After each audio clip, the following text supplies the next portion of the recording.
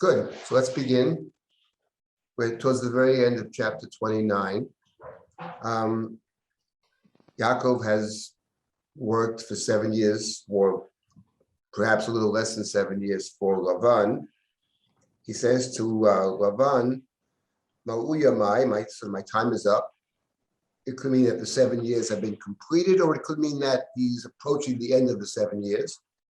In any event, he demands that his wife to be sent to him. And Lavan gathers all the people of the town. This is found in the 22nd pasuk. And at night he brings Leah to Yaakov, and he additionally gives her a shifcha, a servant named Silber. And Yaakov gets up in the morning, and behold, Vehinehi Leah, which is verse number 25, says to Lavan, "What is this? What did you do? I worked for Rachel. You deceived me. Lamari mitani." And Lavan says to Yaakov, in our place, we don't do this, and we talked about that. Maybe where you come from is different, but over here, the older one gets married first. However, Malay Shavu Azot, complete, and Shavu Azot, Ramban things, and it's simple. I think the plain meaning is finish the 7 years. Rashi has this business of 7 days, but finish the 7 years. And I will give you Gamet Zot, this one as well, referring to Rachel, in return for the additional labor of 7 more years. Yaakov said, I worked 7 years for Rachel. Okay, you worked 7 years, but it turns out that it wasn't for Rachel, because in this town, they don't permit the younger one to be married before the older one. By the way, Yaakov was probably aware of that, because he said to Lavan, I'll work 7 years, Rachel bitcha haktana, for Rachel, your younger daughter. He stipulated the younger daughter. Presumably he knows or suspects that there might be a problem here, so he stipulates. I specifically am working for the younger daughter, Rachel bitcha haktana, but doesn't seem to matter, because Lavan said, okay, no one else will marry her, which is true. No one else will marry her. But it doesn't mean that these 7 years will be counted towards the labor for, in order to secure Rachel. But Yaakov does that. Yaakov works another 7 years. That's in verse number 28. Vayas Yaakov came, Vayimalei Shvu Azot, Vayitenu et Rachel bito lo leisha. So he does what he said he would do. He works an additional 7 years. That's now 14 years. And he's given Rachel as a wife. He was given Rachel as a wife earlier, actually. But the Torah is emphasizing that the 7 years were in order to secure Rachel as a wife. It sounds like, though, Rachel was actually given to him as a wife at the end of the first 7 years. But he's working the additional 7. And Rachel also gets a shifcha in the next verse, in verse number 29. Vayitein Lavan Rachel bito et bilha shifchato lo leisha. And now the Torah adds in verse number 30, Vayavo gamo Rachel, Vayahav gamet Rachel mi Leah. So he marries Rachel as well, and he loves Rachel more than Leah. That is to say, despite the fact that Leah is his first wife, and Rachel is the second wife. And then the Torah emphasized by Yavod Imo or Shema Shrim Achilot, what I mentioned before. He works an additional 7 years, but it sounds like he has 2 wives by the end of the first set of 7 years. So Leah is the first wife, Rachel is the second wife. He loves Rachel more than he loves Leah. That's what we're up to in the story. How much, again, the question of how much do Rachel and Leah know about this whole relation, this whole agreement with Lavan, I think in the Torah is not clear. It's 7 years. He's in the house for 7 years, working for 7 years. One might make the argument, presumably they know something. And when he first meets Rachel, he kisses her. That's significant, presumably. On the other hand, it's quite conceivable that, all that aside, the way marriages are arranged is whatever Laban decides is what it is. The daughters have no say in this on any level, unless they're asked to say something, as in the case of Rivka. The family says to Rivka, do you want to go? But the entire negotiation is not with Rivka, it's with her brother and with her father. It's not with Rivka. So therefore, as far as the daughters are concerned, whatever their father decides, he decides. It could be that Laban spoke to Leah 3 days earlier, by the way, in 3 days you're getting married. And as far as Leah knows, that's it. So, and we don't know how much they know. Midrash have all kinds of claims, they know when they're arranging it. But in the text, it's very hard to know. And what we do know, actually, from a verse later on, is that in chapter 30, verse number 14, that's the story of the mandrakes, the Dudaim. Hope we get to that. So Reuven finds mandrakes, bring them to his mother, and Rachel asks Leah for the mandrakes. That's in chapter 30, verse number 15. So Rachel asks for the mandrakes in verse 14. Give me some of those mandrakes, some of those dudaim. I translate as mandrakes. And Leah says to Rachel,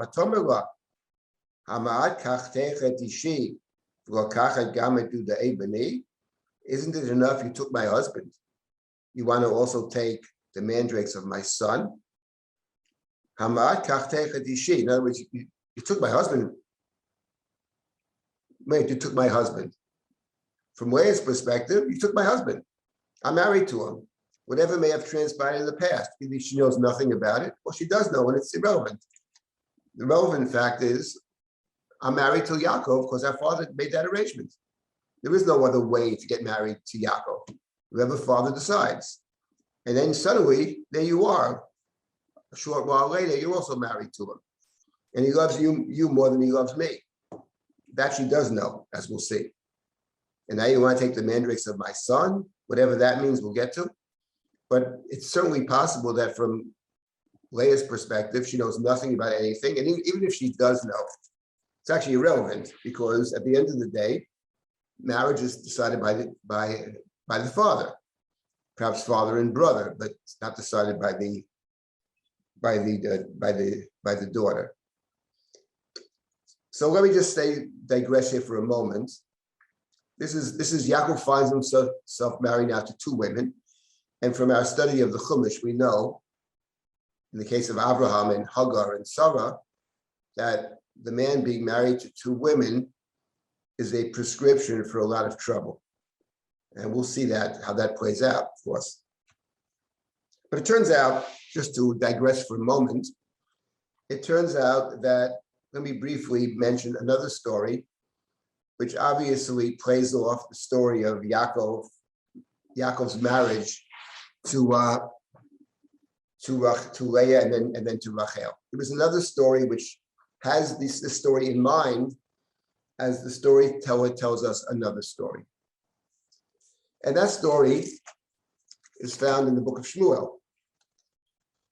Sefer Shmuel, that's the first book of Shmuel. Let's find that. I believe it's chapter 18. So that's 1 Samuel chapter 18. Story over there is that chapter 17 is David and Goliath.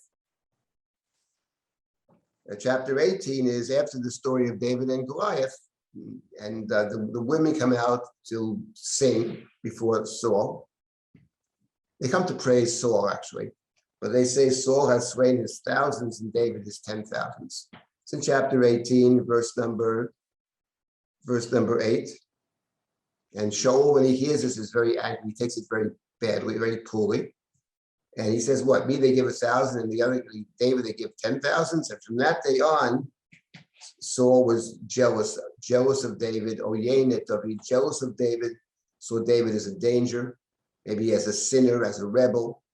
And in Saul's head already, he has to get rid of David, which is complicated because David is a national hero.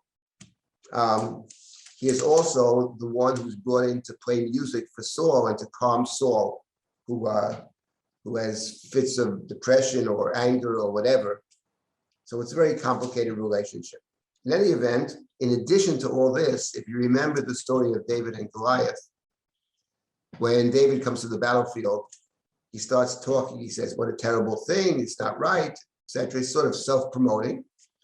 And David asks the question, I just mentioned it. He says, what's going to be to the one who kills Goliath? What's going to be the reward for the one who kills Goliath? And he says, the family will become very important. And the king will give him his daughter. That's what the people say in chapters. The king will give this hero his daughter in marriage. So we bear that in mind. And now we will digress briefly to the book of Shmuel, and we read another story. It's a perfect example of how one biblical story plays off another. Not that they're identical, but they're to be read together.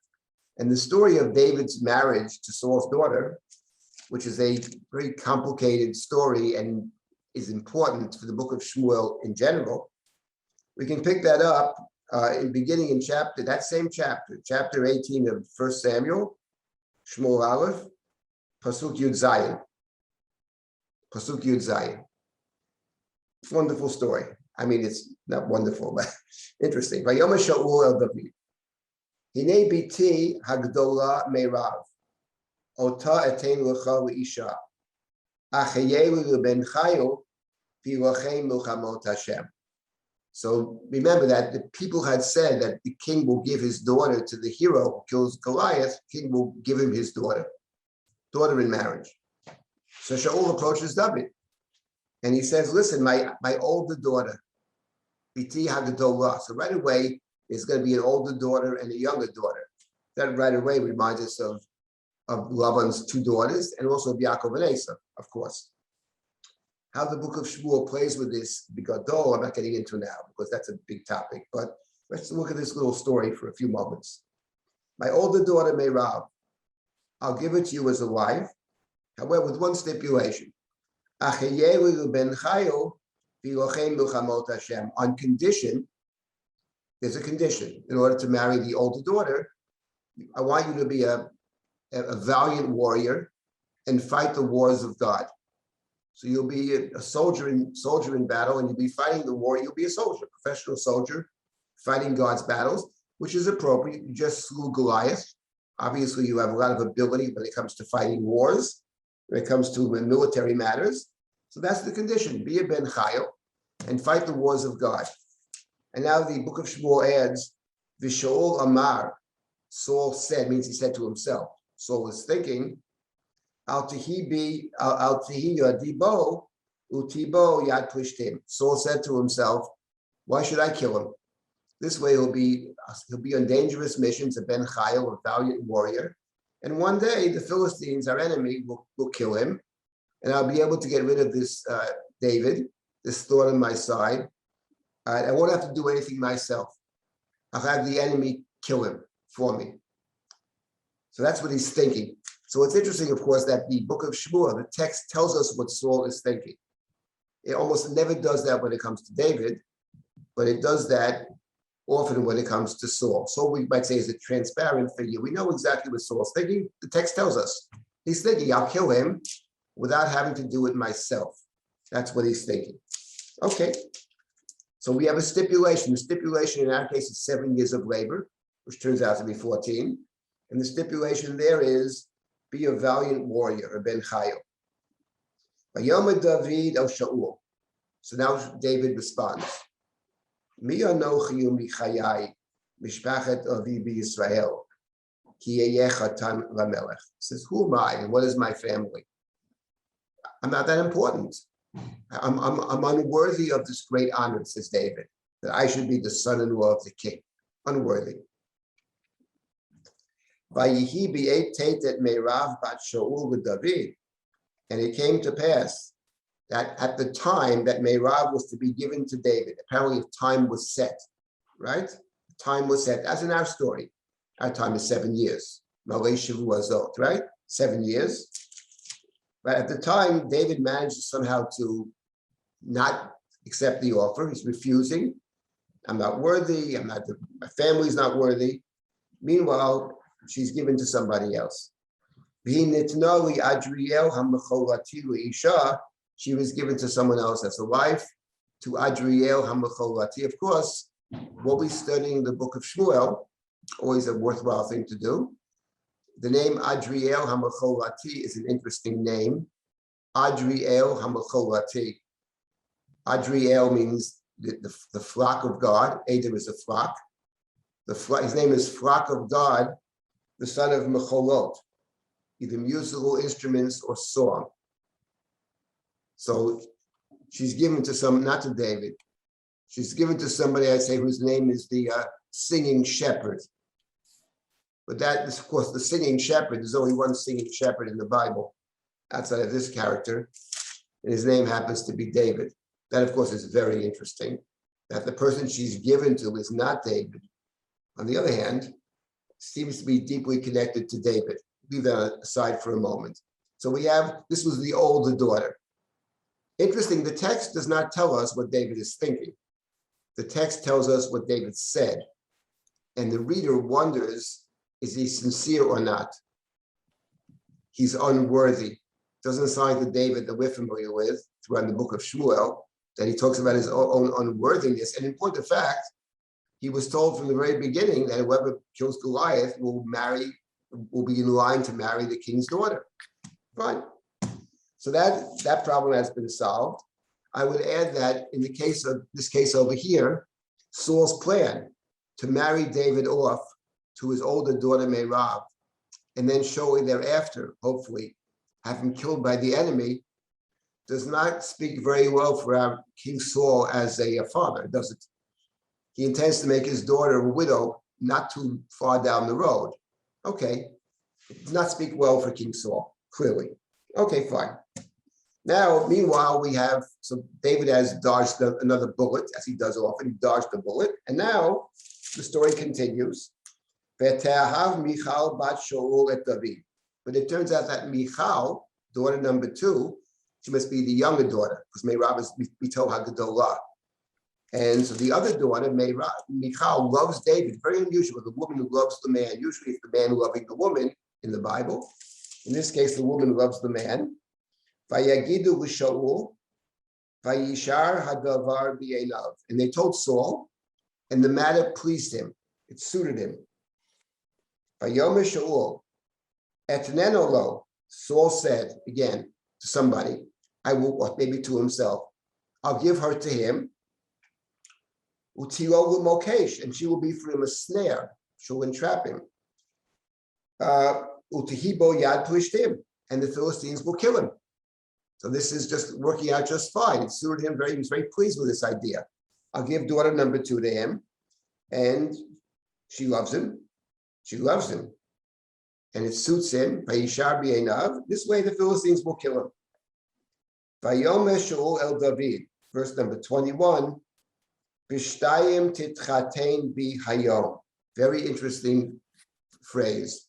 Bishtayim literally means with 2 of them. You will marry, you'll be my son-in-law with both of them. He presumably means with the second one, but the Hebrew is very interesting. Bishtayim, with 2 of them. I'll come back to that. So now we have the second daughter, a proposition for David to marry daughter number 2. Okay? And Saul commands his people to speak to David. David said he was unworthy the first time. He was unworthy.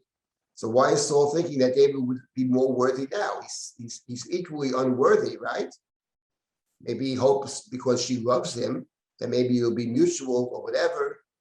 Whatever he's thinking, we'll see. Vayitzav Shaul et Abadav, Dabru David Balat Lemar. Tell David, speak to David secretly and say to him, the king really desires you, and all his servants love you. And please become the son-in-law of the king. David,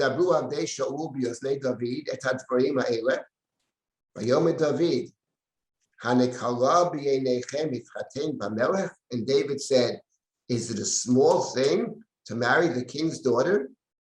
V'yonochi ish rosh v'nikle. I am a poor and a person of little significance. I'm a poor person of no significance. So David is saying no again, but this no is different. He injects the thinking that I'm unworthy, right? Not my family is not worthy, not my lineage. He puts it in terms of my standing in terms of money. I'm a poor person. I'm an ish rush. That is to say, I couldn't even do it if I wanted to. I don't have to. I can't bring anything into the marriage. I can't give a big dowry. To which vayagidu adesha ulo lemar hadvrima ela diber. So they report back to Saul. Vayomer Shaul kotom ru David. The king doesn't demand a dowry. Literally 100 foreskins of the Philistines. I want you to kill 100 Philistines. We now came to avenge the king's, take vengeance for the king. And once again, Shaul Chashav, Saul was thinking, the text tells us what he's thinking. Shaul Chashav,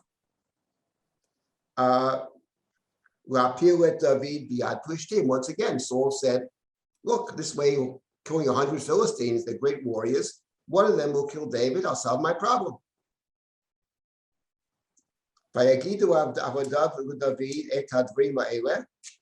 Vayishar hadavar b'yeinei David l'tchaten b'melech v'lo mal'u hayamim. And the matter suited David to become the son of the king. V'lo mal'u hayamim. And the days were not mal'u. Of course, we've seen that phrase, obviously, when it comes to Lavan and Yaakov. Malei shavuazot, right? Vayemalei shavuazot, 3 times. We have ki mo'u yamai. So 3 times in the Yaakov story is the phrase mo'u yamai. Here we have the same thing. The time was not yet up. And it suited David to do this. Vayishar b'einav. We had that expression earlier with Saul. When he hears that Michal loves David, Vayishar b'yeinei Shaul. Vayishar b'yeinei Shaul. So David agrees with this. This suits David well. David goes out. What does David do? Vayokom David, vayeochu banashav. David takes his men with him. Vayach ba plishtim matayim ish. And he kills 200 Philistines. The Septuagint has down a little bit, Chi, I can't hear. Excuse me? He kills 200 Philistines, correct? 200 Philistines. He brings the foreskins to the king. Vayimal'um lamelech, very strange. Vayimal'um lamelech, playing with the word of the Malay once again. And of course, Vayitain lo Shaul et Michal bito Isha. So David marries Michal.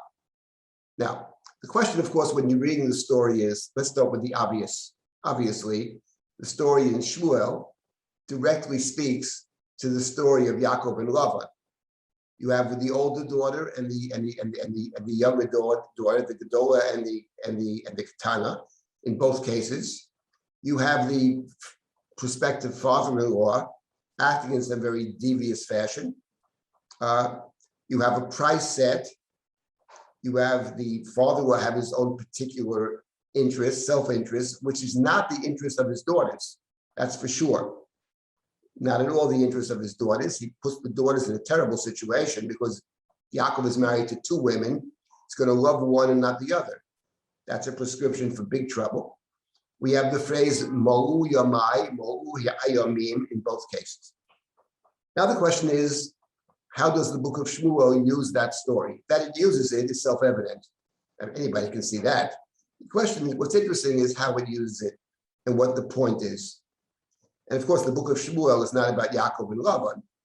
It's basically about David. It's about kingship. And here is interesting, actually, that it presents David, in the case of Yaakov and Lavan, at that point in our story, Lavan takes advantage of Yaakov. Lavan is the arch deceiver, and he takes advantage of Yaakov for his own purposes. He's willing to sacrifice his daughter's happiness. He's willing, obviously, to sacrifice Yaakov's happiness. That goes without saying. And it's all about his own particular desires to extract 14 years of labor instead of 7, clearly. And we see this throughout the story, the way he behaves. And Yaakov is duped. Yaakov is tricked by Laban. Even though Yaakov specified Rachel, Bitra, Hatana, maybe he thought he had covered his bases, but he doesn't. And Laban's able to deceive him with the excuse that we don't do this in our place, etc., etc. In the case of Shmuel, book of Shmuel, in the case of David, it's different. Because in the case of David, who plays the role of Yaakov over here, he's different. He's able to see through, what Shaul is thinking. And some other interesting features I'll get to in a minute. But let me just start this way. In the case of David, he rejects the first offer, but he seems to accept the second offer, right? He stalls the first time, he delays the first time, and the time is up. And then she's given to somebody else, Adriel Hamacholati. But the second offer, he actually accepts. Why does he reject the first offer and accept the second offer? And the answer, I think, is clear why. The first offer, from David's perspective, is a very bad offer. The offer is, if you fight the wars of God, and we all know that the wars of God are actually never ending. Milchamot Hashem, there's always some holy war taking place someplace or other. And of course, so David rejects that because it's a losing proposition for him. One day, sometime, the enemy will kill him. If he's constantly going out on dangerous missions, he's an Ish Chayil. At some point in time, there's a strong chance that he will be killed. It's open-ended. Open-ended, exactly. The second proposition is very specific. Kill 100 Philistines. That David can manage. That he's a great warrior. He has his men with him. And he manages to do that, and then he's finished with it. That's point number one. So David is clever in that way. You never know in the book of Shmuel when David says something, what his thinking is. Almost never. Shaul is a transparent figure. You always know what he's thinking. But with David, that's one of the hallmarks of David. It's very hard to figure out what goes into David's decision. Is it pragmatic? Is it ethical? Is it something else? With David, you never really, it's hard to read him. What's interesting in the story, by the way, is that in the case of David, he doesn't kill 100 Philistines. He kills 200. At least that's the text we have in the Septuagint had 100, but we have 200. He kills 200 Philistines. And he kills 200 Philistines, presumably, because it picks up on what King Saul had said to David, you'll marry 2 of them. In other words, David's interest, actually, despite his protestations, who am I? I'm not worthy, and all that stuff. David is not just interested in becoming the son-in-law of the king. He has another interest. He wants to become the son-in-law of the king. Remember, David's been anointed king privately already. David's interest is becoming the son-in-law of the king because that sets him up as a possible successor, a legitimate successor. David marries the king's daughter. He is a son-in-law. He's not a son, but he's a son-in-law. He could easily take over Saul's kingship as successor without overthrowing Saul, simply succeeding Saul. Of course, the complication is tension between Saul and David. In fact, Saul wants to kill David. But David killing 200 Philistines is making the point, I actually am your only son-in-law.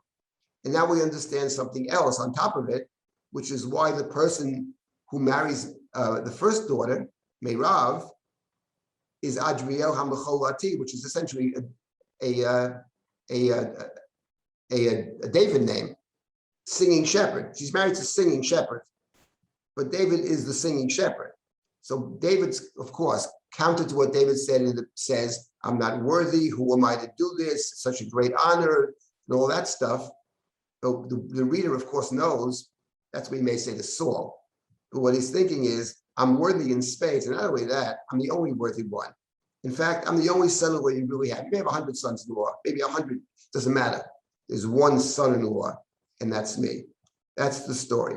In order to make this point, you see, what the book of Shmuel does, among other things, is it reminds us of the story of Yaakov and Laban. In reading the story of David and Shaul, and how David is able to maneuver things to his own advantage. In the case of David, of course, he has the perfect situation. He's married to one woman. I mean, David has many wives, don't get me wrong. That's a whole different question. But in this particular episode, he actually is married to both of them. That's the point. Theoretically, that's the 200. What David is saying is he's married to both of them, actually, but he doesn't have the complications of being married to both. The complications of being married to two women at the same time, the Sefer Breshit, is that there's going to be rivalry between the two women because each one could, in theory, see herself as equal to the other or doesn't find her place. The story of Sarah and Hagar. These are complicated stories, and we'll get to Rachel and Leah. It's a complicated story. Leah is older. Rachel he meets first. He loves one more than the other. We'll see the complications. Sefer Breshit is full of complications. But in the case of David, it's perfect, actually. He's married to both in theory, but he's married to one de facto. He's only married to Michal. Of course, it's going to be a very unhappy marriage, but so that's not such a problem. The other one's married to somebody else. That eliminates the tension of one man married to two women, two daughters of the king, because he lays claim on both, but he's only married to one. And now there's something else in the Shmuel story, which is very interesting, which also picks up, I think, on the Laban story. This is a very, it's not an obvious point, but it's actually a very important point. And that is that notice in the story of David and Saul, you have two expressions. You have the word to love. The love in the David-Saul story is Michal, his daughter, loved David. Very unusual. Michal loves David. But Te'ahav Michal et David. She loves David. When it comes to Saul and David themselves, the book of Shmuel uses a different expression. It uses the same expression for both of them. It uses the expression for Saul in verse number 20. V'te'ahav Michal bat Shaul et David. Michal loved David. Vayagidu l'Shaul, vayishar hadavar b'einav.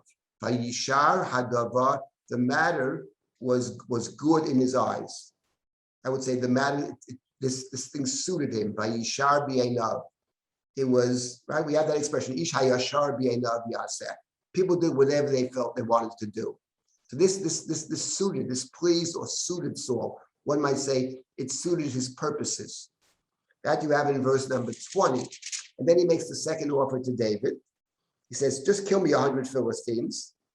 And it says in verse number 26, they tell David, Vayagidu abadabu David et hadvarim haeleh, vayishar hadavar b'yeinei David. And the matter was suitable in David's eyes. It's exactly the same expression.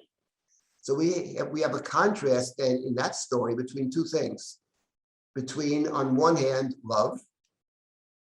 A loves B, Michal loves David. But as far as Saul and David are concerned, this is a very important point for the book of Shmuel. It's not about love. It's not clear that David actually loves anybody in the book of Shmuel.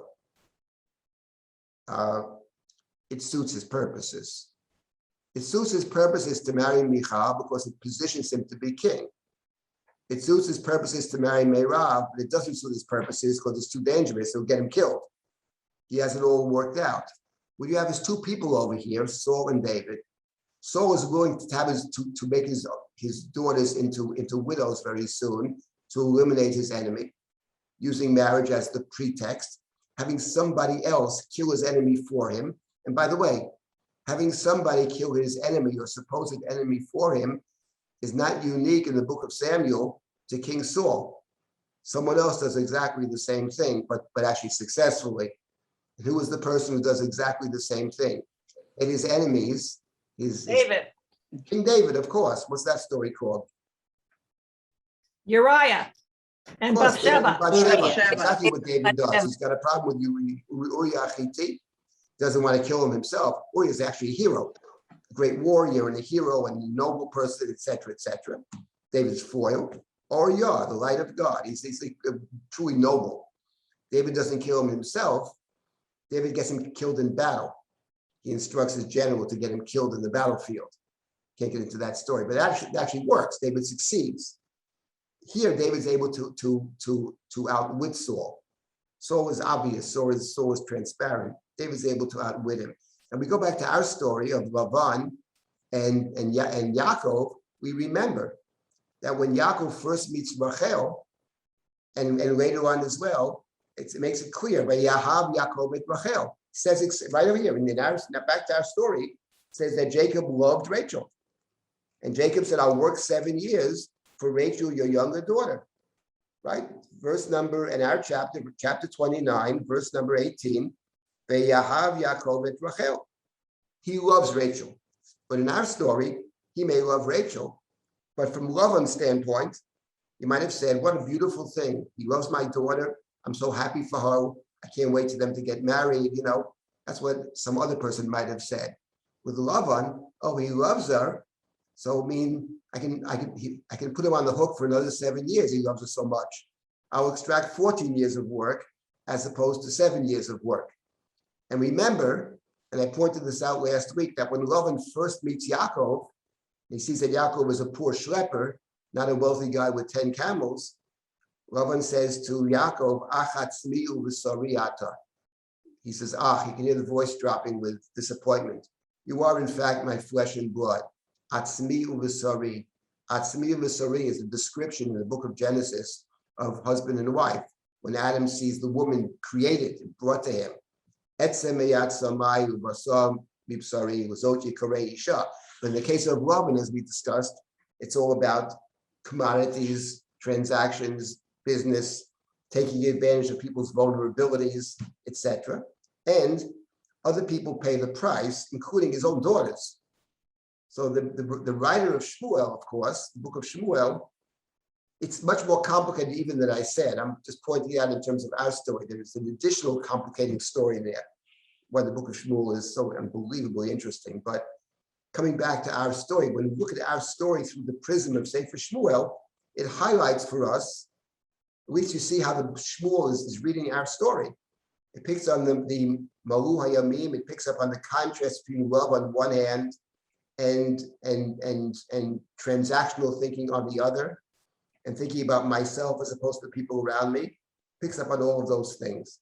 Meanwhile, unlike the David story, in which David is in theory married to two, one could say, but in fact married to one, in the case over here, Yaakov ends up married to both. He's married to Rachel and to Leah. He loves Rachel more than Leah. And this is going to be a prescription for trouble. Anybody who's read the book of Breshit understands that being married to two women, such as the case of Sarah and Hagar, is at best a very complicating factor. Just wanted to make that little point before we proceed now with verse number 31. Are there any comments or questions to this point? Yeah, the day is not being fulfilled is point 2 in how David has become the one to determine the terms. He determined that because the price for the first daughter was not 100 foreskins. The price for the first daughter was becoming a permanent general. Right. So he both switches the terms and he switches the time. He speeds up the time. Lo yamol unlike Yaakov, who fulfilled the days. He wasn't. Of course, that's true. In other words, what's being underlined is the proactivity of David. Well, I would say this way: he doesn't and the yet trickiness. have the second offer, but sometimes he takes the first offer off the table altogether. And you're right; he may be suggesting to Saul, who knows, that the price is too high. It's not a price I can afford to pay, which is certainly the case. And by the way, remember that in the case of Uriah, whom David has killed, he instructs his general to place him in a dangerous place on the battlefield, to withdraw the troops and Uriah will be killed. That was what David's instructions that he gives to his general. Uriah is carrying the letter itself. He gives Uriah the letter which says to do this. He has Uriah carrying the letter which says, kill me, and this is how you kill me. Not nice. But actually, when you look at the story there, which I'm not getting into now, it's pretty clear that actually Yoav, the general, does not do that. He doesn't simply leave him stranded on the battlefield. He doesn't do that. He does something different. It says he placed him in a place where he knew ki anshe chayil shama. He puts him in a place where there are valiant warriors. It's not even clear whether the valiant warriors are the Philistine warriors or the Israelite warriors. But in point of fact, he does exactly what Saul had said, be a ben chayil. One might say in not defense of Yoav, but in terms of what Yoav, in my book on Shmuel, it came out recently, I make this claim that Yoav is basically a complicated character in the book of Shmuel, but he is above all he's a general. And in the book of Shmuel, he doesn't want people to die for no purpose. He's willing to kill you if he has a purpose. He's a great warrior, but to kill someone for no purpose, and I think, I speculate, it's pure speculation, that for Yoav to take this noble Uriah, who says, how can I go back to my wife? My fellow comrades are sleeping in the field, and my master Yoav's in the field. He's a committed soldier. Have him simply die, being stranded and alone on a battlefield with no one around him, does not suit Yoav. He's not going to do that. So he puts him in a dangerous operation where there are other people. In war, there are dangerous things that happen in war and less dangerous. On D-Day, the first group that went over in D-Day, many of them were killed, if not most. Comes with the battle. If you want to secure the land, that's what they did. And there are other operations that are less dangerous. He puts Yoav together with the most dangerous operation. But he doesn't just put him in any place. He has people guarding the city in a certain place. That's where he puts Yoav. And the Philistines attack, and many die. And Yoav's amongst the casualties. So he doesn't do that. But my point is that he puts them where there are bnei chayil. So that's when David successfully eliminates his so-called enemy. It's an enemy that David created out of his own behavior. Uriah is not David's enemy. But anyway, the point is, so there you have the ben chayil, for sure. So David rejects that, as I said. He doesn't yet have a second offer. It's possible that he's sending a message to Saul, whether Saul picks up on it, that the stakes are too high. That's not something I can do. He put it in terms of I'm not worthy, but if maybe Saul also means, well, maybe we can still entice him to do it. And now the second daughter loves him. So you have that as well. Anybody else for comment? Yeah, Rabbi Rabbi. Silber. So one at a time, go ahead. May I? Somewhere in Midrash, it's stated that one of Laban's daughters was to be married to Esau, and if that is true, Esau's tribe might not only be on account of having his birthright taken or blessings taken, but also on account of his wife to be taken by Jacob. To me, I must confess that I find zero evidence in the text. I say zero, that that's true. That in any manner, shape, or form, that Esau is destined to marry the older daughter of Laban. In point of fact, there's no evidence on any level that he's thinking of marrying anybody except the ones that he marries, who are the people who live right next door, the Canaanite women who Esau marries. The Midrash reads it in, as it does for any number of reasons, to point out the contrast, to point out actually the contrast and the parallel between the two stories, the older and the younger in each case, etc. But I must say, I never have found any evidence in the Chumash that Esau was destined to marry the older daughter. I see no evidence whatsoever of that. So since we're sticking to what the Chumash seems to be saying in Pshat, I'm not going to go there. If you were studying Medrash, you might try to figure out what is behind the Medrash. Obviously, it's not in the text. So therefore, obviously, the Medrash has something else in mind. Anyway, yes, the fact that he marries afterwards the daughter of Ishmael, after he sees that Yitzchak and Rivka are unhappy with the Canaanite women, he doesn't get rid of the first wives, he keeps them.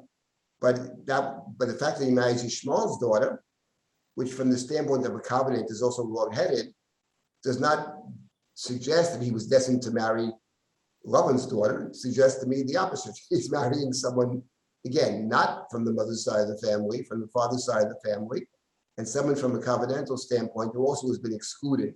So there's an Esav Yishmael link, that's there. But I see no evidence. It have to be shown how in the Chumash you see this. I don't see it at all. Anybody else? Yes, Suri, I see you. Do you Yes, have a sir, you question? want to speak. So this point is, it may be obvious, but I think just worth saying anyway, that we see here the beginning of the payback, in a sense, that Yaakov gets when Lavan says, Lo ye'asechen b'mkomenu l'teit hatzira l'fnei habchira. Like, you may have thought back there that it was okay to take the birthright and take the blessing, even though you're the younger. We have mentioned that already. Of Can course. I say something about the payback, actually? I don't know why we Wait, were. wait, say one thing before I want to just point out that it's not clear. I mentioned this last week or 2 weeks ago. It's not clear, actually, that Lavan necessarily knows about that. In other words, it's not clear whether the connection is being made by Lavan himself or by the biblical narrator, by the Chumash. But in either event, of course, you're right, that it points to what's happening to Yaakov here is somehow payback, or, might even say punishment for the behavior earlier, as we had discussed. Can I one of jump many in? examples, actually, one of many, many examples of what's happening to Yaakov here is what he did, or similar to what he did in the early, and we'll see more today. Right, it's the beginning. Can Sure. I just make a comment go ahead. about this payback? Yep. I'm just wondering, I know we're very focused that Jacob did a bad thing and that he's always getting his comeuppance, but if that were true, why does God say, I'm going to protect you and you're my chosen one at Bethel? So clearly God knows what happened and God doesn't seem to have a problem with it. No, God has many problems with it. God does know what's going to happen, because the point of Yaakov in the house of Lavan for 20 years is about Yaakov coming to understand what he did wrong and becoming ultimately a different person. Ultimately, he doesn't come back as Yaakov.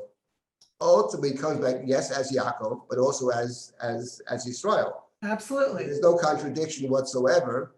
Of course, God knows it's wrong. And by the way, I would add something else. Yesterday's Haftorah and many Haftorot, where the Sephardim start the Haftorah, even the Ashkenazim, but where the Sephardim start the Haftorah, it's a condemnation of Yaakov from top to bottom. And having said all that, what's the end of the Haftorah? Shuva Yisrael al Hashem Elokecha. It's Jacob's story. So God says to Jacob at the end of the time, Shuva Eretz Moladetecha. It's all about return. So in point of fact, of course, I think we all know this, that for the most part, to the degree that we learn anything in life at all, we don't learn it from our triumphs. We learn it usually from our mistakes and paying a big price. And then we try not to make the same mistake again. Often we do. It's the same mistake with a different form, but it's the same mistake. But in point of fact, we learn through error, and there's nothing wrong with that. The Talmud says that 100 times over. When it comes to learning Torah, it's certainly true. Right? A person can't learn Torah except if one stumbles first. So of course, Yaakov, whether Yaakov is worthy of the blessing, in other words, the blessing is certainly can't be Esav. That's for certain. It's got to be Jacob. But the question the Chumash raises implicitly, I would say almost explicitly, is, can such a person get this covenantal blessing? And the answer is, he will be worthy of it at some point in time, once he both has paid the price for his behavior, and more importantly, has learned from the experience, which he does after 20 years in Lavan Garti. He says it straight out. It's not my place. And then later he still has to struggle and be transformed, etc., etc. So there's no contradiction. Could I add something here? Of course. Just the reference to Yashar. I mean, rather than, it seems like, like Yisrael, rather than Yaakov. So if there is some cross-reference to what happened with Yaakov, that would seem to also be a textual type reference to the. It's possible. Look, it's certainly the case that Yisrael in the Chumash, Yaakov getting a new name, Yisrael, the name Yisrael is playing off the word Yashar, Yud Shin Yashar El, and the proof that that's true is a very simple proof, because in the book of Devarim, Yisrael has another name. It's called Yeshurun. Yeshurun is Yisrael. And as the Ramban points out, Yeshurun and Yisrael are not two very different names. They're the same name. Because remember, the Chumash doesn't have any vowels or anything. You have the sin and the shin. Yud Sin Reish, Yud Shin Reish, Yashar El. God is Yashar. And in point of fact, so it's not actually a new name, of course. And the Ramban quotes the verse, "For your hair kov l'mishar, the crooked shall become straight." A kov is crooked in the sense it's not direct. It's crooked in the sense it is circuitous. It's to go around. For your hair kov, the one who goes around will become straight. And the point of fact, as the Ramban intimates, I'll say it explicitly, all of Jacob's blessings till that point are gotten in a circuitous way. He takes the blessing that was supposed to go to Esau, he takes for himself. He makes his money, as we'll see sometime in the coming weeks, he makes his money by manipulating Lavan's flock. As Lavan's sons say, he made his money off our father. He manipulates the animals, the speckled and the spotted and the streaked and this. So all his blessings have been gotten in a kind of a cove way, in a circuitous way. When he confronts this human or messenger of God angel, "Let me go," says this Ish, and Jacob says, "Not until you bless me." There he gets the blessing straight. There is not getting it through somebody else. There is demanding it directly. Oh, directly, your name is Israel, and that's my blessing. But So didn't of course, God it's all help him about with it? transformation. It's all But about God that. helped How him can with you a need it any spot. other way? It's not possible, actually. But he was aided and abetted by Rebecca along the way and by God himself, who showed him how to do the speckled, in terms of how he might get the livestock. And he saw that in a dream, right? Well, first of all, he claims to see it in a dream. Whether he did or didn't, I don't know. We'll get to the dream. Okay. Second of all, being abetted by Rebecca is actually irrelevant. Irrelevant. What does that say? So what? Adam ate of the fruit, aided and abetted by his wife. Doesn't seem to help him any. God says, "Shamata l'kol ishtecha." Our tradition doesn't believe that if someone tells you to do a bad thing, that exempts you. Ein shliach dvar avera, the Gemara says. Well, I don't think it exempts him, but it certainly lends him. complexity to the story. It adds complexity, yes, that is certainly the case. The story is extremely complex. And the fact of the matter is, right, it's never black and white. I never suggest it's black and white. It's nuanced in 100 ways.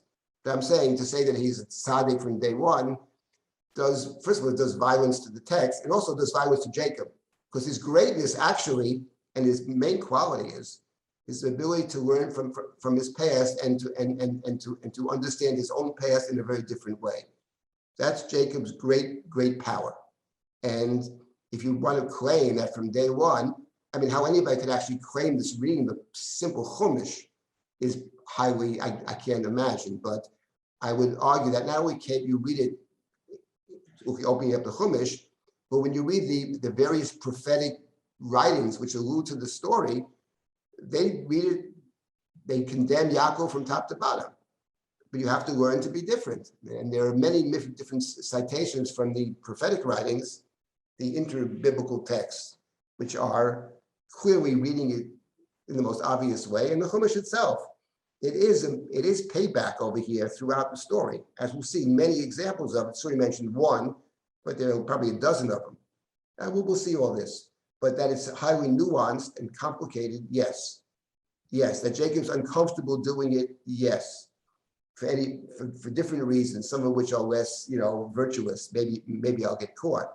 But he's not comfortable doing it. He doesn't feel right about it. He doesn't say the right things, etc. That is true. But bottom line is he actually does it. So he did it, whatever his thinking was. Okay, let's move forward here with let's continue now. So we have David, I had yes. I was thinking that sometimes, even when something confronts you, if you're not ready to deal with it, you don't see it. And when he was tricked here, he didn't recognize, he couldn't look in the mirror and say, oh, this is just like what I did. He wasn't up to that stage yet. He needed a few more encounters with the same situation. And that is what it takes to grow, till he finally could say, oh, yes, this is who I am. This is what I brought on myself. He wasn't at that stage yet of self-awareness when Right, this I agree. happened. It Well, didn't ring a bell for him. It takes Israel 40 years in the desert, right? Right. Right. Two Exactly. generations. Takes Jacob 20 years. And even after the 20, I think he does learn, and that's his greatness, actually. He does learn, but he still remains Jacob afterwards. He doesn't actually, we'll talk about that. Unlike Abraham, he has a change of name, but he's always called Yaakov, which is interesting in its own right. We'll see these things. We want to jump the gun. Okay, let's continue now. Verse number 30, let's see, Pasuk Lamed Aleph. It says, Vayar Hashem ki snua Leah vayiftachet rachma v'Rachel akara. So God saw that Leah was literally snua, hated. All right, some want to claim she's not actually hated, but relative to Rachel, she's hated. Or it could be that Yaakov resents the fact that Laban tricked him, and whether Leah knows about it or not, at the end of the day, she is the one that was foisted upon Yaakov. He didn't want to marry her, and so he may resent it. And she's called Snua. So God saw that she was Snua. God opened her womb for Rachel Akara, but Rachel was barren. And here there's actually a very interesting point about this pasuk, which I would say is counterintuitive. And that is, we have 4 matriarchs in the book of Genesis, 4 of them: Sarah, Rebecca, Leah, and Rachel. We have 4. 3 of the 4 women have trouble having children. Right? 3 of them. That's Sarah, Rivka, and Rachel all have trouble. Two of the stories are very, very similar, which is Rachel and Sarah. Each one brings another woman into the marriage, etc. So one might say that the default of the matriarchs is not to have children right away and to struggle with that. And the only one who has children right away is Leah, and there the Torah actually gives a reason. Torah gives a reason. The Torah says because God saw that she was Snua, God intervened. So the exception to the rule is a function of God's intervention. And Vayiftachet Rachma v'Rachel Akara. Now we have the birth of Leah's children due to God's intervention. Remember, the reason for the intervention was God saw that she was disliked, literally hated.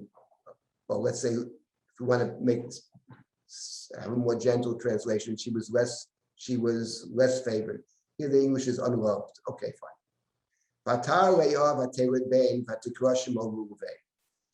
So Leah becomes pregnant, gives birth, and she names her son Reuven. When you see the word Reuven, you see Reuven, look, a son. Ki amra, but it gives a different reason for the name. For she said, Ki ra Hashem bi'onyi, ki ato ye'ovani ishi.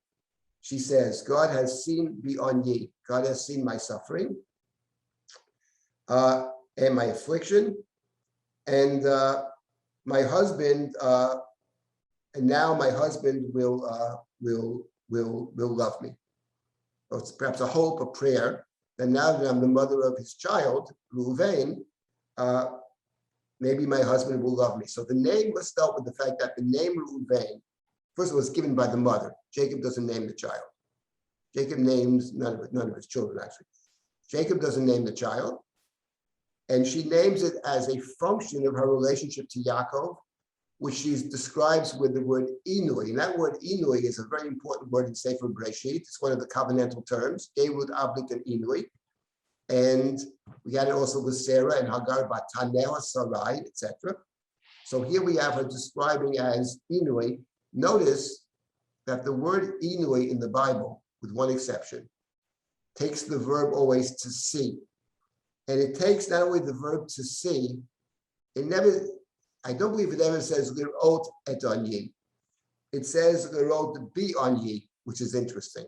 The exception to the rule is Hagar, where the angel says to Hagar, don't worry, in chapter 16, Shema Hashem El on Yech. It's interesting. God is hearing, but not Bir, but El on Yech. Maybe we'll revisit the difference between Bir and El later. But in any event, that's son number one. So son one is about God saw my on ye, my affliction. That's son number one. Maybe my husband will love me. Now I'm snua. Maybe I'll be alva someday.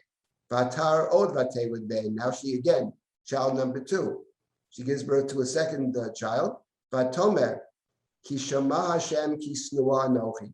God heard that I am snua. Vayitenli gamet, and God gave me this one also. Vatikra shemo Shimon. So the second son is Shimon, from the word l'shmoa, to hear. So God heard that I was snua. So what is the difference between the first son and the second son? Both of them have to do with her relationship to Yaakov. That's for sure. But what's interesting is the difference between seeing and hearing. Perhaps I'll suggest, that the first name, she says, God saw me.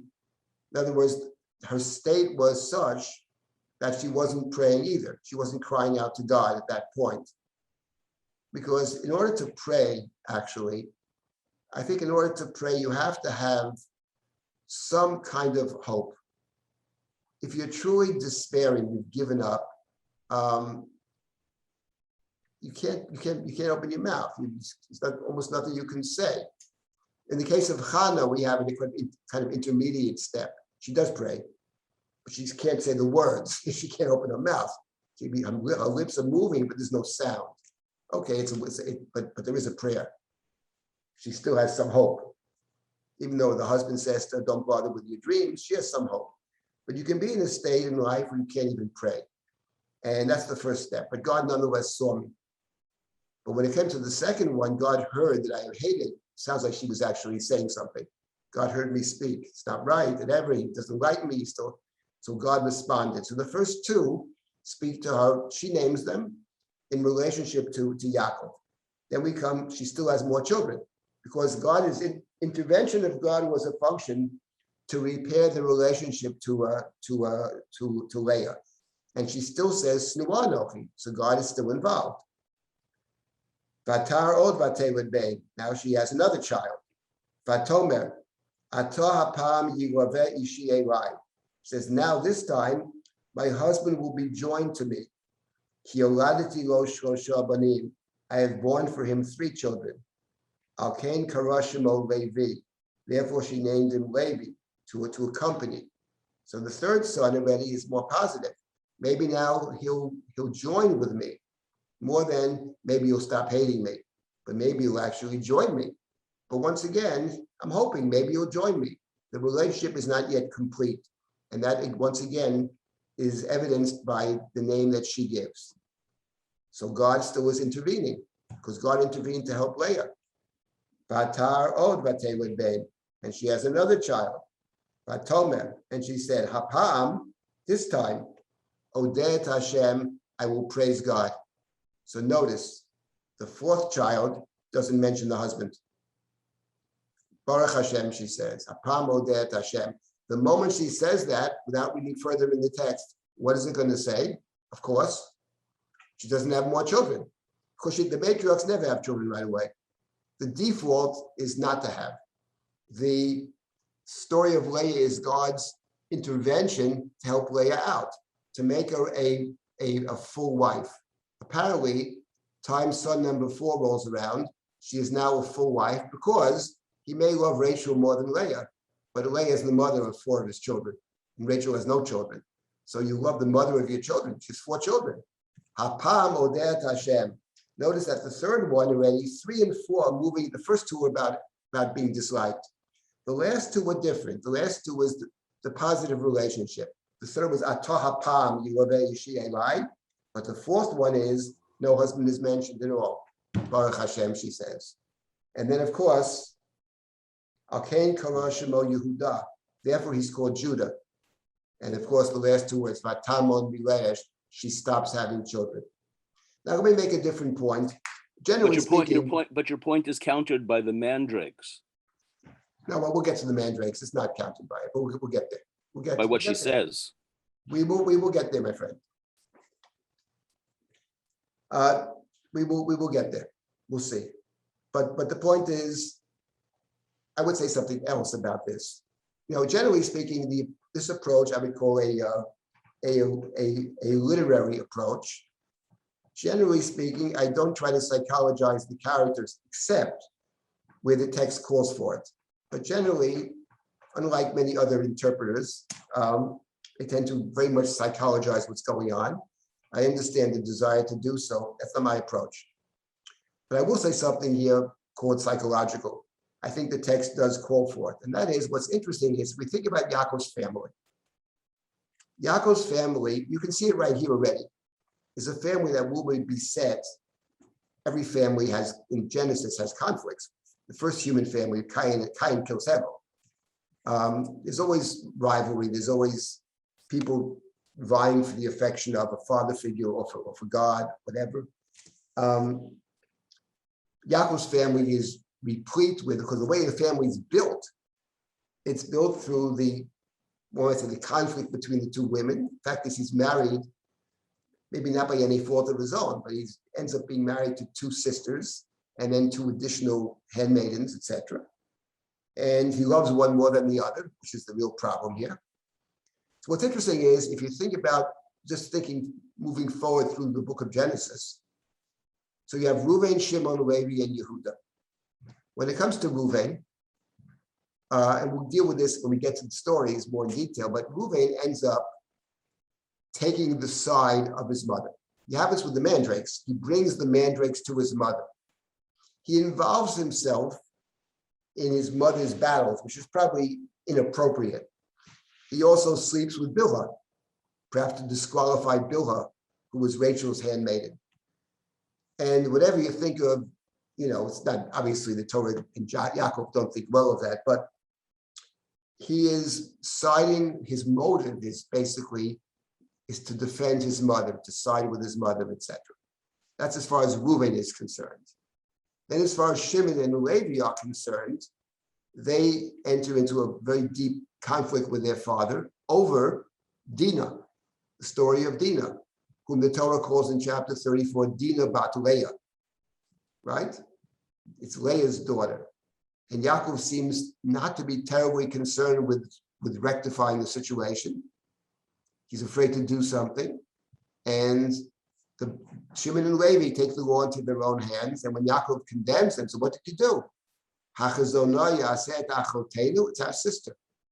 It's our sister. It's Leah's daughter. So Shimon, I would say Reuven, Shimon, and Levi, actually, one could see in the naming of Reuven, Shimon, and Levi, what they carry with them throughout their lives is, and from their standpoint, the justifiable defense of their mother. They see their mother, unbeloved mother, and they were born to an unbeloved mother, or not a fully beloved mother.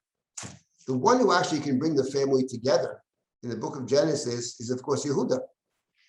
Yehuda is not born to an unbeloved mother. He's born to a beloved mother. She has no statement about Yaakov when he's born. Baruch Hashem, she says. It's not about maybe Jacob will love me. Jacob does love me. She is beloved. Okay, maybe Rachel is more beloved. That's possible, but she's a beloved. She has a place. She's the mother of his children, and she has a place in the family, and that's the one who will be able ultimately to unify the family.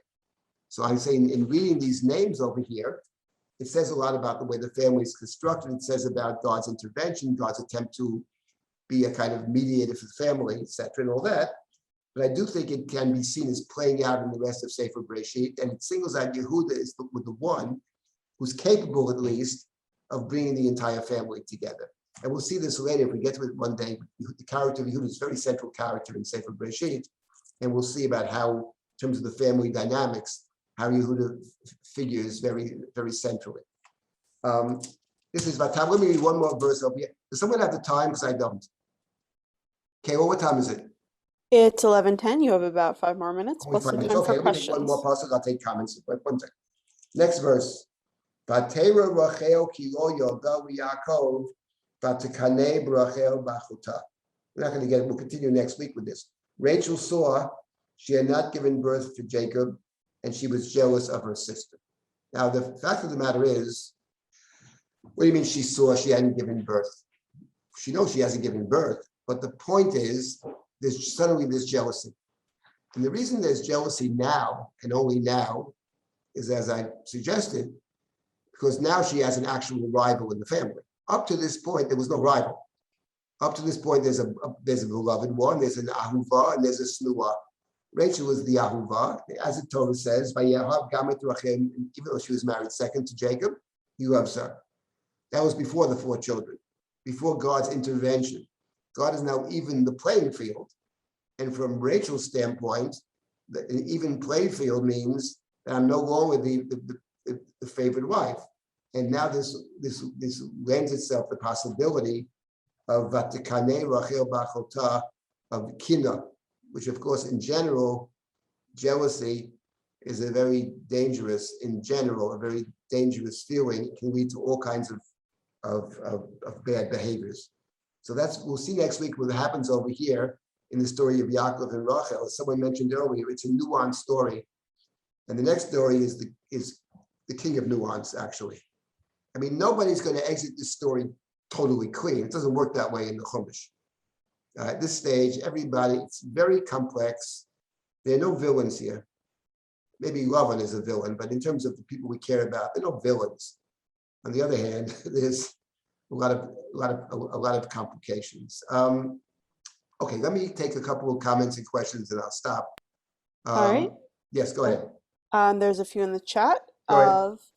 So I guess I just want to kind of point out something that Ozzy Orbach mentioned a few minutes ago, that about and Ozzy, feel free to jump in if I'm mischaracterizing you, but does Leah always remain the hated one? Yehuda meaning except it was, and Leah's kind of Baruch Hashem naming of Yehuda. It could mean Baruch Hashem, lousy.